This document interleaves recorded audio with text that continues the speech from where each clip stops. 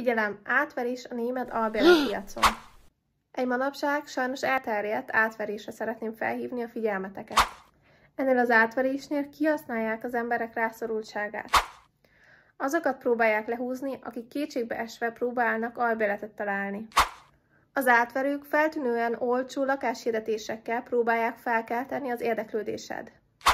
Ahhoz, hogy megtekintesd a lakást, viszont előre kérnek tőled egy általában 100 és 300 euró közötti foglalási díjat. És mielőtt most bárki azt mondja, hogy hülye az, aki ezt elhiszi, hidd el, hogyha hónapok óta próbálnál te is lakást találni, akkor lehet, hogy te is bedőlnél neki.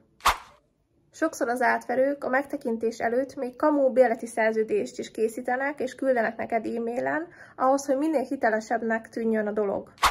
Jegyezd meg! Soha ne fizess senkinek megtekintésért pénzt. Nincs olyan megbízható tulajdonos vagy ingatlanos Németországban, aki a megtekintés előtt pénzt kérne tőled. Feltétlenül oszd meg ezt a videót, hogy minél több emberhez eljusson ez az információ.